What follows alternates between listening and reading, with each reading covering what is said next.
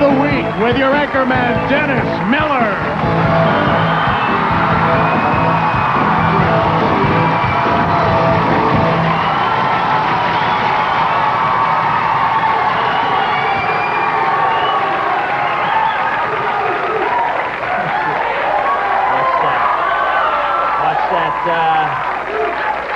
Watch that woof, woof, woof. I don't want to get any copyright infringement. Good evening, and what can I tell you? Democratic presidential hopeful Tom Harkin brought some bread from Boy Scouts while campaigning in New Hampshire this week.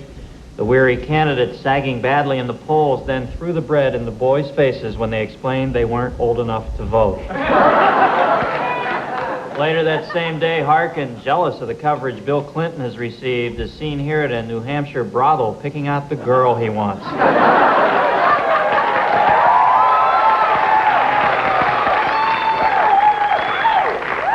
And Hillary Clinton, wife of the Democratic frontrunner, laughed in Tom Harkin's face when he proposed they give Bill a taste of his own medicine.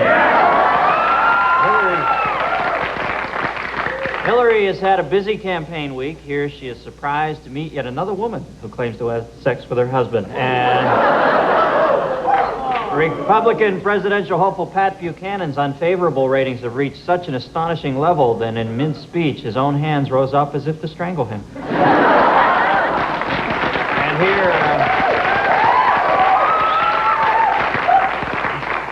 here Buchanan unveils his new plan to become the front runner outside George Bush's hotel. Buchanan couldn't possibly squeeze off 3 shots from a Mannlicher Carcano in 5.6 seconds. He was only a sharpshooter. He went to Russia, he came back, he was shorter.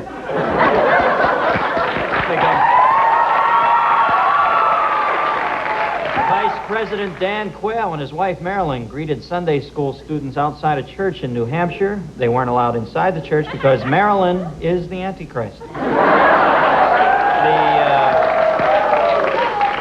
The president addressed the Small Business Legislative Council this week and unveiled his simple six-point plan for economic recovery. Oh, I'm sorry. His 6-point plan. He's got 5 up. I was blocking. Oh, see, I was doing this. Say orgasm behind me?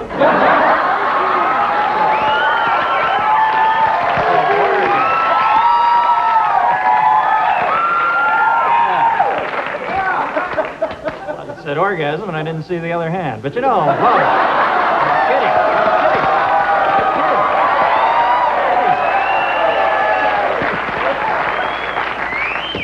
I kid the prez. Secretary of State James Baker had a good laugh last week at the State Department in Washington as he listened to people from other countries try to speak English. President Bush, a.k.a. the designated driver, is seen here taking an inebriated Boris Yeltsin back to his hotel. Later, in broken English, Yeltsin said, "Only a brilliant peacemaker like President Bush could have got my keys away from me without my killing him." The next day, Yeltsin addressed the United Nations Security Council and brought along one of his alcoholic delusions. This, of course, is the man with a pointy hat smoking a cigarette.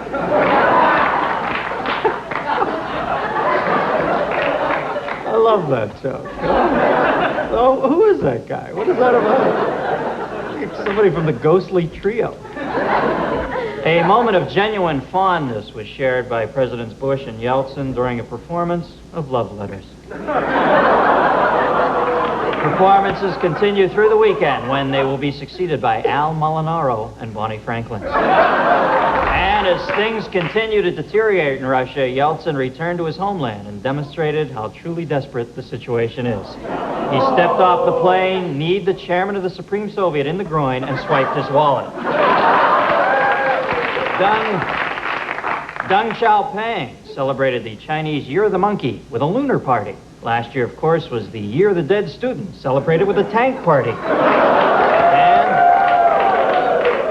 shopping duty-free in Hong Kong is a great way to find bargains. Here we see Nancy Reagan as she tries on some lovely hats.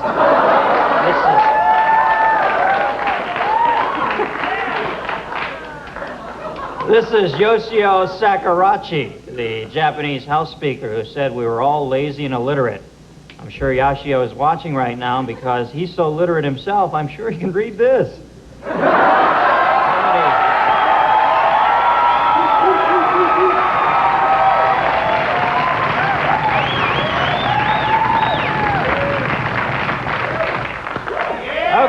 how many people are from out of town tonight? And Jack Kevorkian is now working at the county fair handing out slush puppies, cherry, lemon, and berry. And Diana Ross is... Oh, sorry, never mind.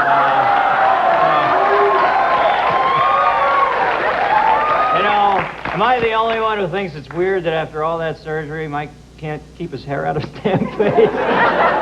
And in an amazing but useless development, scientists have discovered the place on the globe exactly opposite Easter Island.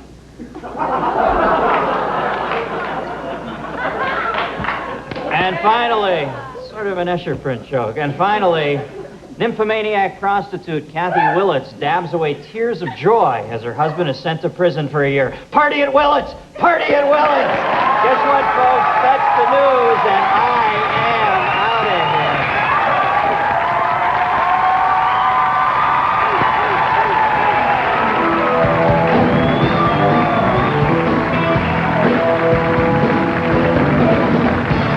From Los Angeles, live on tape, it's the Dennis Miller Show.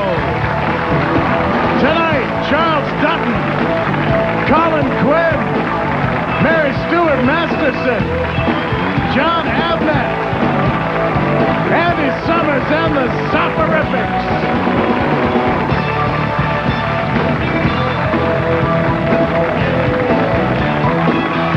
This portion of the Dennis Miller Show is brought to you by Budweiser. Nothing beats a Bud.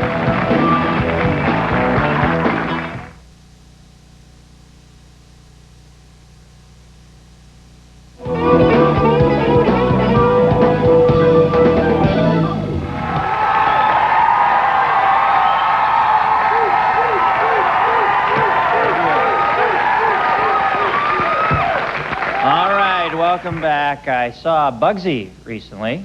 Benjamin Siegel's story. You like the movie? Okay. We're so in sync. I liked it, although it ended as kind of an ode to Las Vegas. That's a town with two faces, if there ever was one, and it's the topic of tonight's Case For, Case Against. Now, the case for Las Vegas, while you're gambling, drinks are free. Against, in a drunken stupor, you try to cash in your 5-year chip.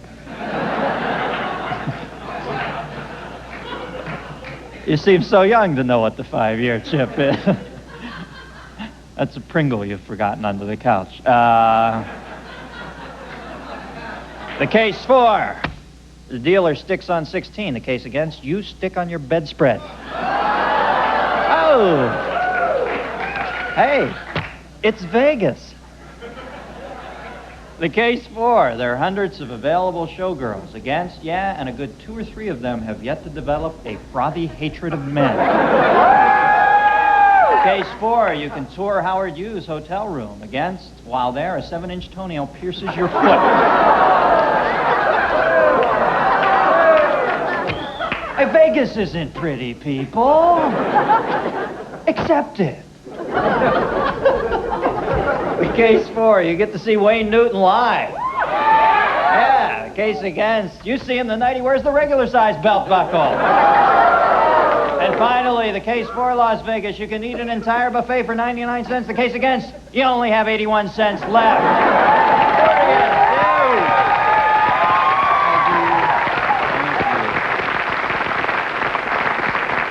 Viva, viva Las Vegas.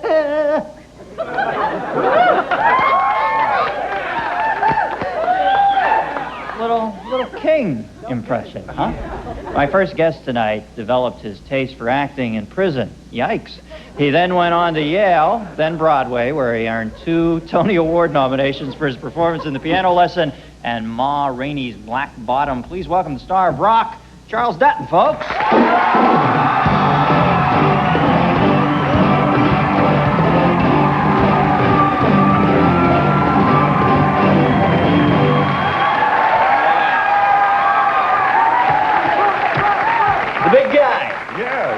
How you doing, Charles? I'm doing okay. Yourself? Now, I'm good. Now, the name Rock is, that was your name from when you were a kid, right? Yeah, I got it at about 8 years old. In my neighborhood, we used to have, instead of snowball fights, we used to have rock battles. I had a habit of trying to lead the charge, when I thought the other guys had run out of rocks.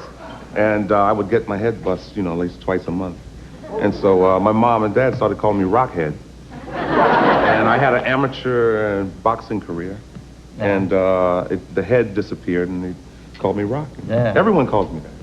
My childhood nickname was Footballs, and it was sort of the same sort of story. Where I would... Footballs, come on, lighten up.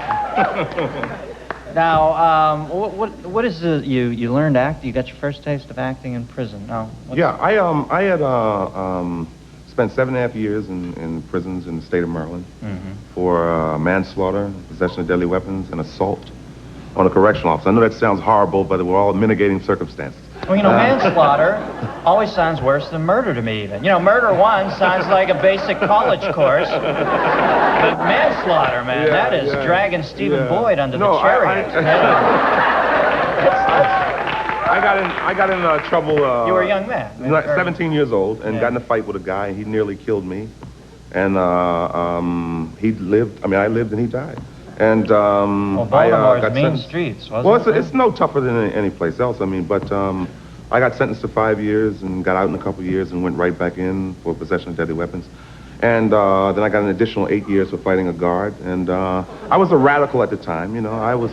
You got 8 years for that, man? Well, yeah, I basically got, on a serious note, I got 5 years for killing a black man and 3 years for hitting a white man.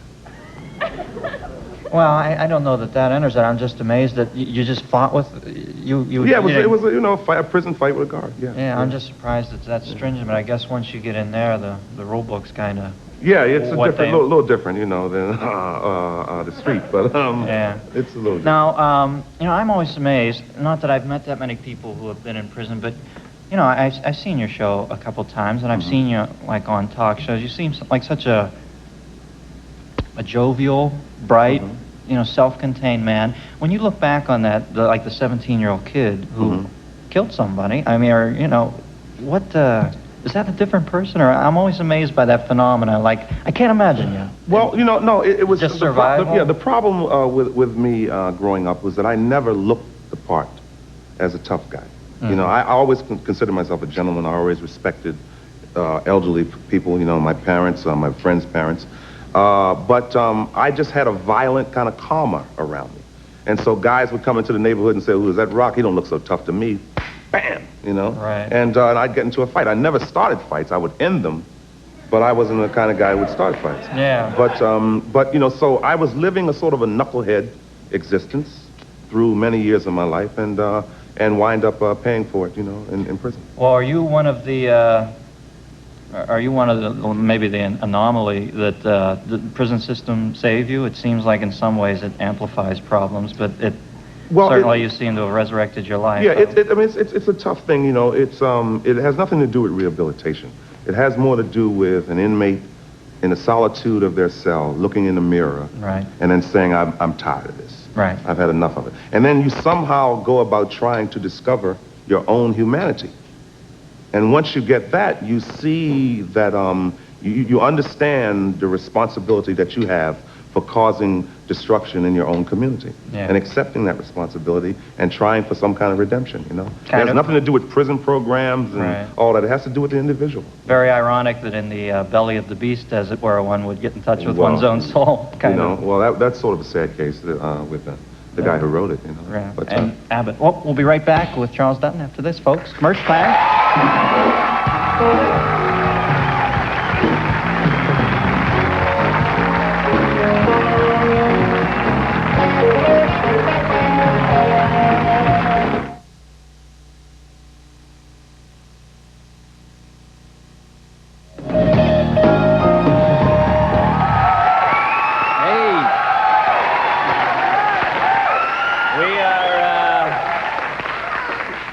We're back with the Rockman, and now you do your sitcom. I'm sure is always taped. They have a pretty strict regimen, but this week you're doing it Live for the live, first time, all huh? the way live, you know. Now, what's Fox's instinct there? The halftime thing went so well, they thought they might roll the dice? I don't know. again? Did the halftime? I don't know if it went so well. I don't know. Well, for everybody but around 3 people in the world. But no, what Fox was taking advantage of was the fact that it's a stage-trained cast, Right. and everyone's from the theater, and I think it's a cast that can do it, you know. And the idea was sprung up, and they asked the cast, "Would you guys be for it?"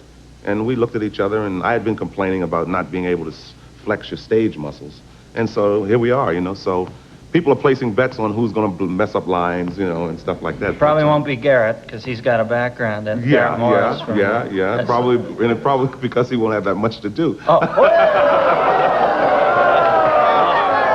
I didn't mean that, Garrett. I didn't mean A that. lot of SNL alumnus go on the little. No. No. It's going to be fun. It's scary because it is live, you know. And you know, if a light falls out of the sky, we have to deal with it, you know. If you flub a line, you have to be witty enough, like you know, you have to be witty enough. Yes, to continue. I know.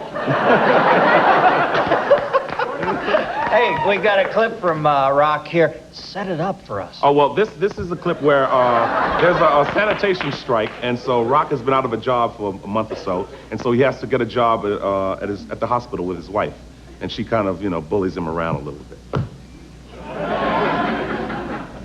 Eleanor, I ain't giving this guy a sponge bath. Rock, it's part of your responsibility. Well, that may be so, but I ain't gonna do it. Rock, this is not negotiable. I'm not doing it. Yes, you are. No, I'm not. Rock, you are doing it. No, I'm not. I ain't doing it. Give me the damn sponge, I'll do it myself.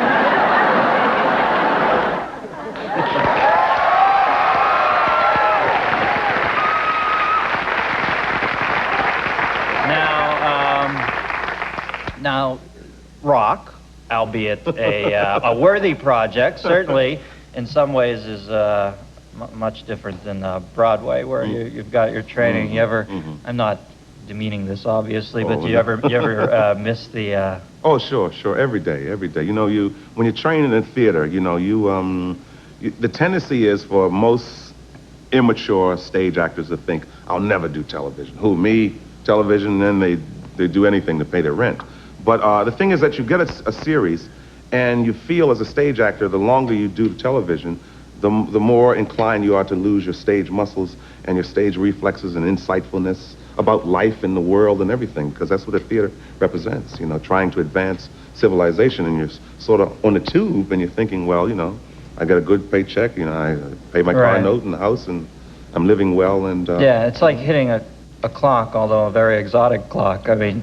Well, don't get me wrong, I'm having a time of my life. No, I'm not saying you don't put into it, but it is a place you can go each day, park the car, go in, work, go home, and it just seems a little bit more normal to have a steady gig. Now, I can't imagine, when you talk about flexing your stage muscle, that, I saw Lithgow once in M. Butterfly. I saw him in the afternoon. I knew he had to do it again that night, and I thought, my God, how do they crank up for this again? At some point, are you in touch with that live audience, or is it just robotic out there? I think actors work different ways, but for me, it is indeed, this may sound a little cliche-ish, but it is indeed a challenge every night to go out on the theater in front of a new audience, because they laugh at different places, Right. And some audiences will sit there, all night and say, well, you haven't done anything to move me. But it is a challenge every night, so it's fresh stimulus, and though you can be physically exhausted, but the character isn't. Right. And they take over, and you're out there until it crystallizes really quickly that each night is individual too when it goes awry, doesn't it? Because I used to do stand-up comedy, and you'd get into that groove where you'd be on autopilot, kind of thinking, well, I'm hitting 995 here, it's going to work. And then one night it just horribly goes wrong. Oh, it's like man, that's damage control. You start sealing down chambers that are flooding. Absolutely. I had one instance in my career in the stage where I totally blanked out, and I was doing a production of The Piano Lesson. And I had these big speeches one after the other, and I thought I was cooking, like popping. And I said that to myself. I said, oh, you cooking now.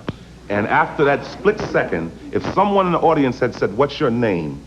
I would have had to say, I'm cooking now. I mean, it's a fear that hits you. That's amazing. I mean, I just perspired profusely. You know, it's very scary stuff. It's the weird. I was doing a show in front of Bush one night, and it was a press corps dinner, and he laughed really hard at something. It was such a surreal moment. I thought, Jesus, the president's cracking up over here. I got completely lost, and I thought, oh, God, I'm going to look like an ass in front of the whole world. And I said, it's the president, damn it. Grab the reins. You know, and you just kind of pull it back and get it together. Sure. I'm sorry, I go on too much about myself. Well, Rock, Chuck Dutton, good to meet you, buddy. All right, Thanks for same coming here, on. Thank you for having me. Coach Charles Dutton, we'll be right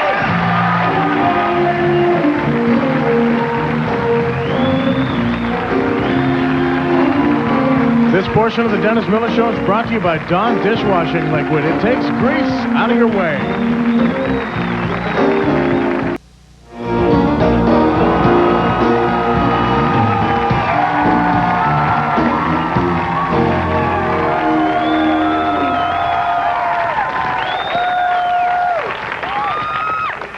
Okay, this next man was a fixture on MTV's popular game show Remote Control, but you didn't really see him there because, you know, I think he was making a buck there. Everybody's got to dance for the man, but he is truly, in person, you got to see this guy. One of the funniest comedians I've seen in years. You can see him this month on A&E in Caroline's grand opening special. Please welcome genuinely funny boy, Colin Quinn.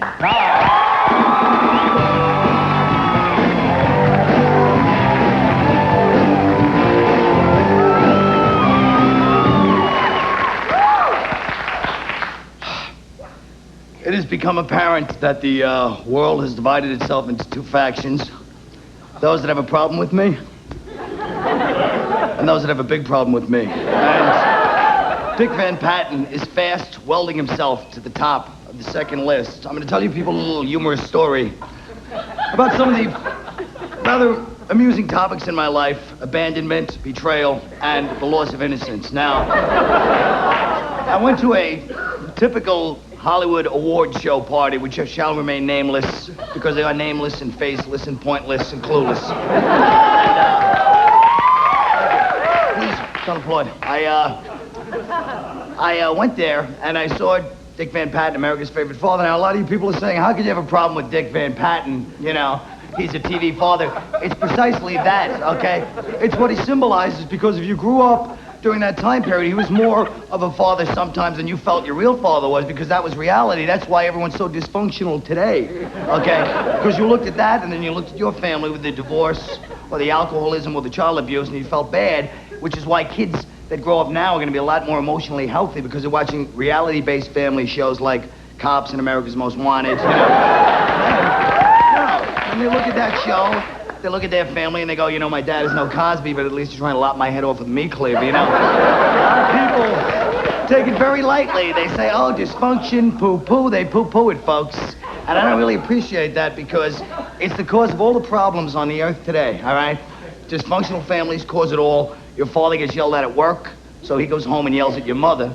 She's mad at him, so she smacks you. You're mad at her, so you kick the family dog. The family dog is mad at you, but he's dysfunctional too. He has misplaced anger. He goes out and bites the mailman, all right? The mailman goes back to the post office and slaughters 14 of his coworkers. It's all part. It's all part of the thing. But I'm here to tell a story about, I go to this party and I'm trying to pull off kind of the, you know what I mean? The tough yet sensitive rebel thing, just smoking. I had my little leather jacket on, you know?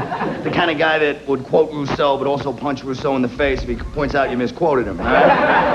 I'm standing there, and who do I see but the poster girl for the self-actualized male, Miss Gina Davis, okay?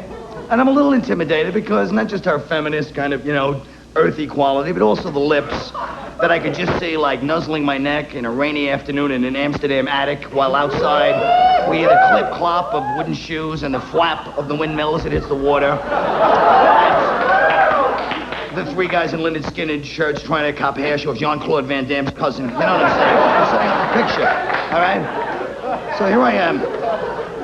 Lo and behold, I'm about to get my nerve up and say something to Gina Davis. Why shouldn't I go out with her after all? You know what I mean? I'm like quasi-whatever. And, you know, suddenly cutting me off like a cop at a steam table when they put out the fresh tray of ziti is Dick Van Patten, okay? Yeah. and acting like he's doing me a favor, which is the worst part when some guy ruins your sex life and then acts like innocent, like Michelangelo when he built that beautiful statue of David with a 2-inch penis, and then all these people come up to David and he can't even act bitter about it. They're like, hey, Michelangelo's a great artist, and he's got to be like, yeah, he's pretty good, you know. Yeah. No. I just, you know, it was pretty cold in the studio that day. That's all I'm saying. They could have used more clay. It could have been more clay. It's my acting technique. Now, so here I am, stumbling around the trendy, oh so trendy little party, like the cop from the steam table's partner when he finds out the ziti's gone and he has to go next guy's store and get a slice and then ask the bartender, can they eat it at the bar? See, Dennis, my references have a cast, all right, my friends? They have a cast. All right? Maybe they're not the hippest, but they're the ones. It's like an Israel Horovitz play, all right? The steam table, folks. Come on. John Cazale is the sterno. Pacino's the ziti. Kenneth McMillan's one of the cops. Let me tell you people something, all right? First of all, how am I doing? It doesn't even matter. All right, look, here's the point.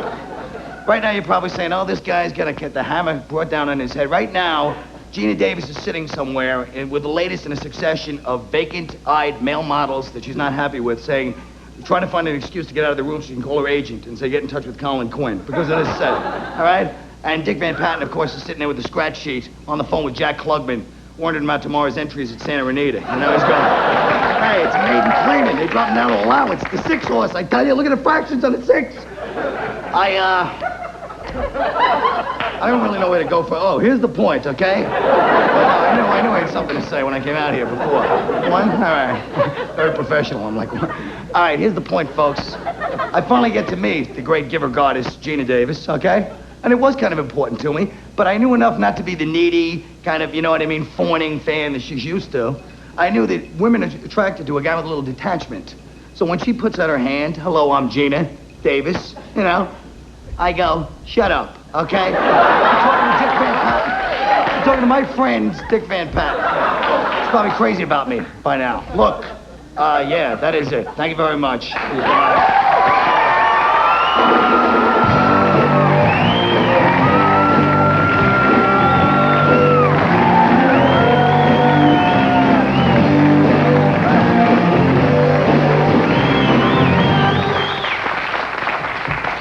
A lot of subtext, a lot of backstory. Oh, a lot of backstory, Dad. A lot of backstory. Hey, is that a new sweater? Like John Claude Keely in that ski lodge heist film. You know, I come here, I'm open, I'm sharing, and this is what happens. You turn on my sweater. Well, that's what it comes to. Hey, now you're one of, you're one of 5 people whose political bent fascinates me. What, is anybody going to be able to beat Bush, or what? Is he... I would say I know who I'm voting for, and I think I speak for a lot of people. The Juice Man, all right? The Juice Man. Jay Nordich, the Juice Man. Well, there goes that. You think people stay up late and then you find out? Everybody goes to bed early. I thought that was going to be my big laugh. But have a little juice, because I'm the Juice Man. Yeah, that's right. Work it with me. Maybe it'll work. I don't know. You, the quintessential East Coast guy, what are you doing out here, man? You living here, you're like... I like it here, but let me tell you something. I'm sick and tired of being pushed around. I don't like to be threatened. I don't like all these guys in the same colors walking around intimidating people. The Crips, the Bloods, CAA. Come on! You got away with my CAA joke. You cut me off on the punch. What happened? Oh, they got it. They got the CAA. Oh, yeah. That's all right. I'm in L.A., you're doing colors material, for God's sakes. It's a little old, you saying? No, just a little volatile. Take it easy, baby. I'm sorry, babe. I'm at Sunset and Van Ness. He's doing colors material. Take it easy on me. Hey, what are you here plugging now? I can be blatant with you. I'm here to plug life. That's what I'm here to plug. Oh.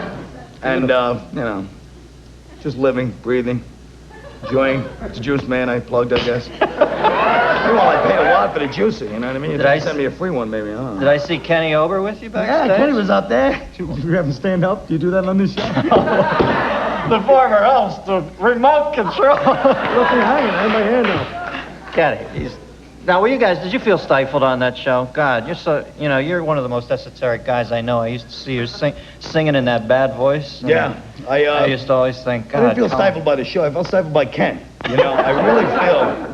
I was very angry. It was kind of like Brian Wilson and his manager with me and Kenny. And So that's why he comes. I never go anywhere without him. You know, he has me doing push-ups or something.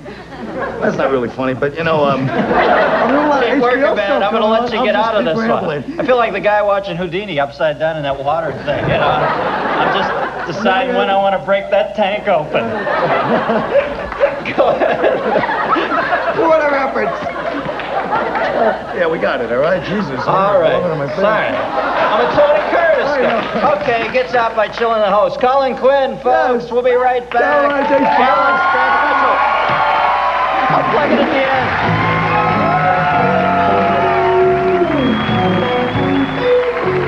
If you're going to be in Los Angeles and would like to attend a taping of The Dennis Miller Show, please drop us a note. Care of The Dennis Miller Show, Post Office Box 8160, Universal City, California 91608, or call us at 818-506-0043.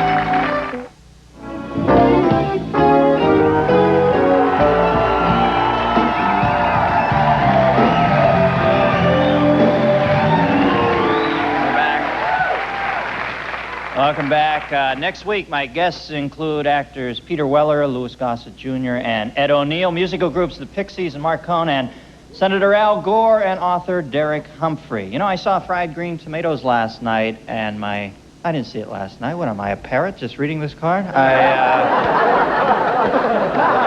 didn't see it last night. What'd I do last night? I watched High Society at home in bed. But I kind of saw this film as I watched it. She's the star, but I did see it a few days ago. Mary Stuart Masterson, folks. Hey.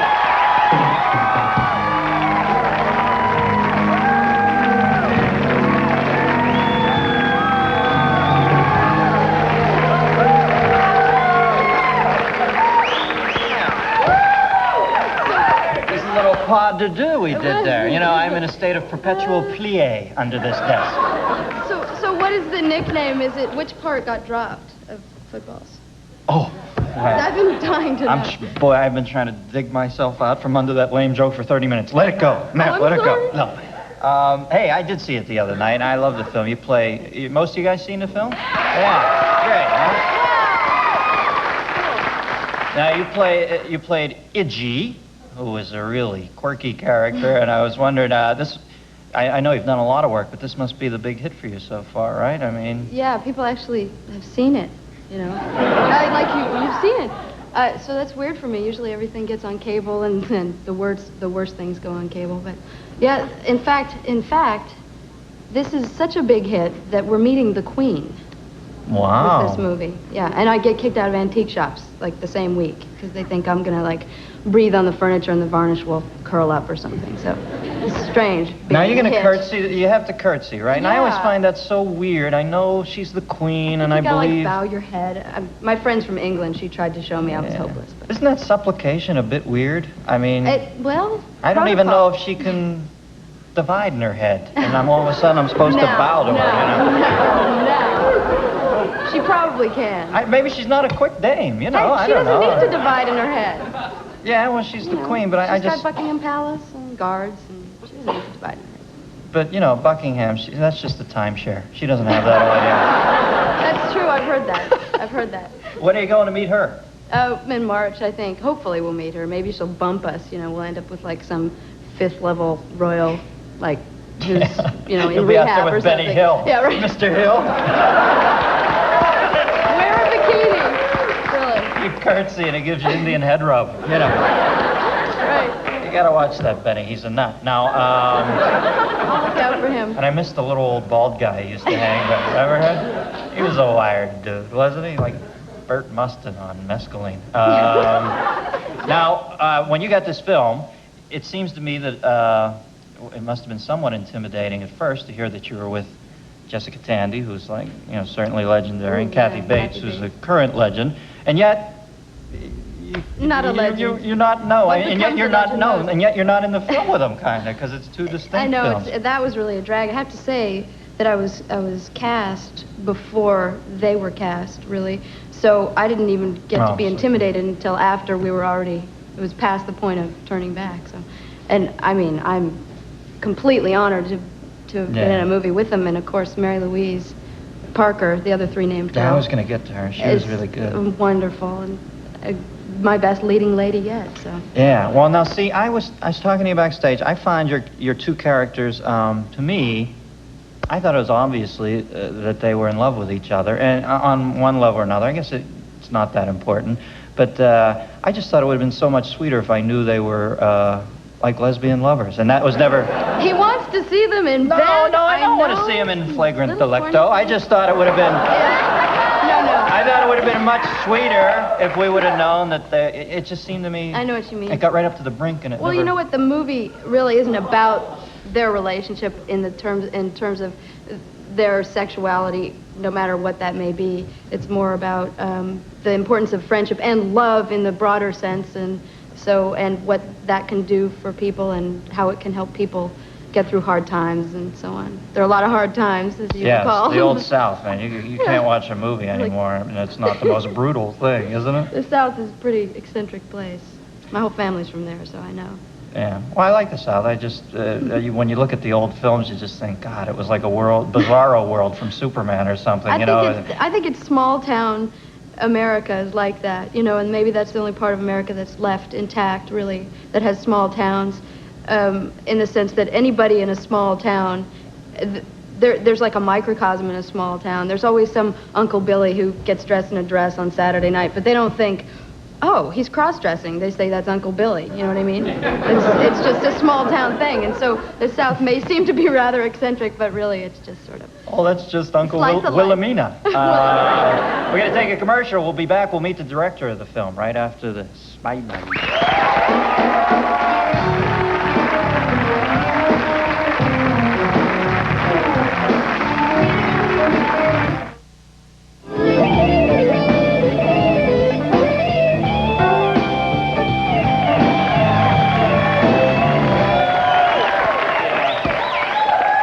Welcome back, you lovable pixies.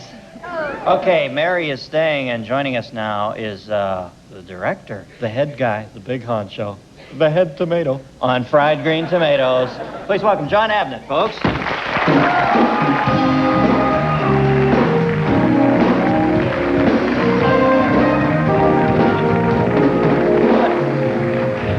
What are you, working as a crossing guard, or what's the deal here, huh? My television debut, I wanted to be colorful. Live and living color, right? Okay, now, the title. Why Fried Green Tomatoes? No, I'm teasing. I mean, I can't. Sorry. It was your first feature film, wasn't it?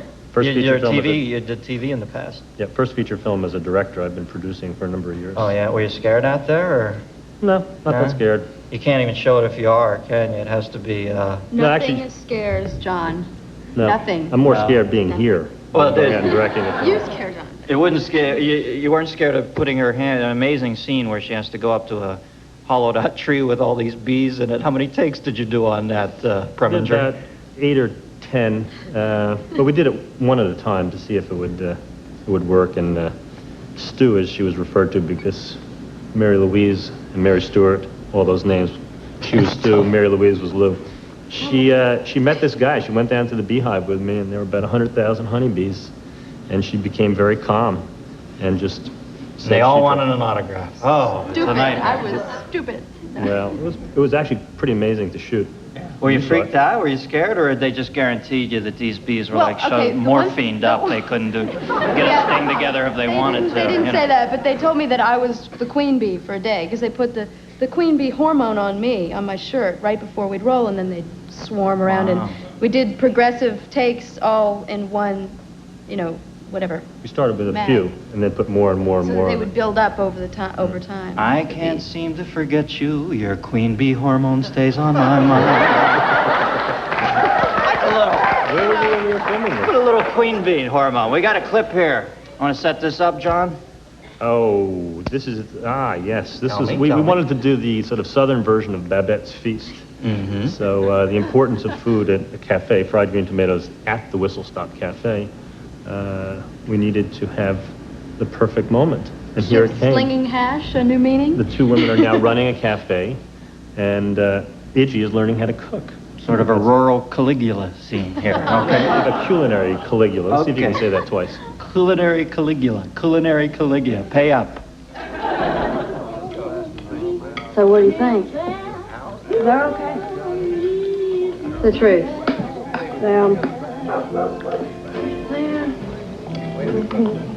They're terrible. Oh, well. Don't be shy. Tell me how you feel. I will.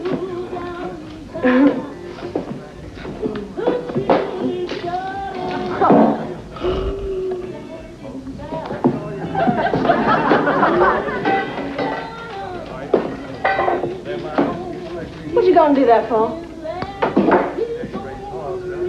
I just thought you needed a little cooling off. You're right.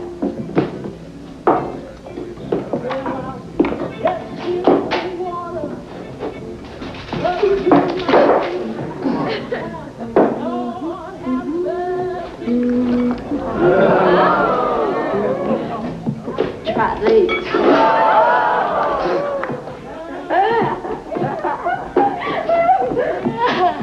Need to make a little paste. Wow.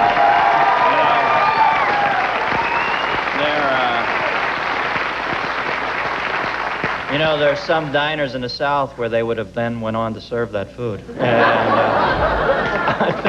I think I've been in a few. But they would have fried it first. Yeah. Now, there seems to be, there's the Jessica, for those of you, well, there's the Jessica Tandy, Kathy Bates film, and then there's the two younger ladies film. I was wondering, they seem like so distaff, although one is the recanting of the other's tale.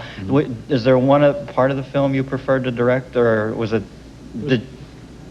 Doing two movies. Yeah, I mean, that's what it seemed like to me. The only strange thing was, you know, the crews are hard bitten. They've been doing this for a long time.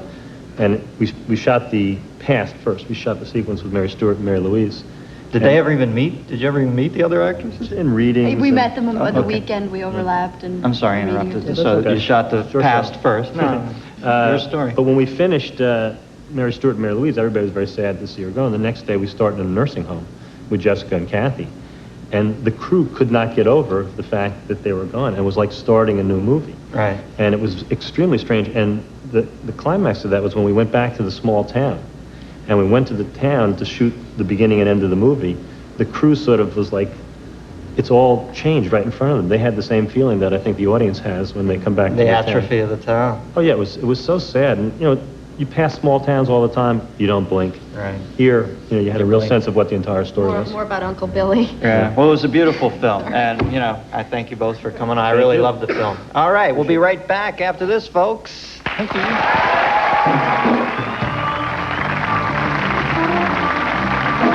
This portion of the Dennis Miller Show is brought to you by new Ultra Dash. Cleans a mess for less.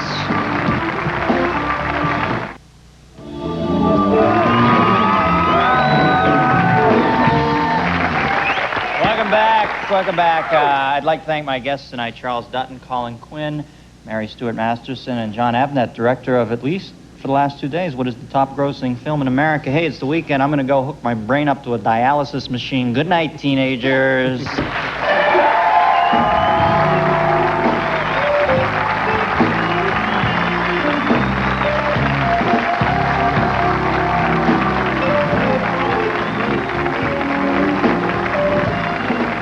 When in Los Angeles, guests of the Dennis Miller Show stay at the St. James Club and Hotel.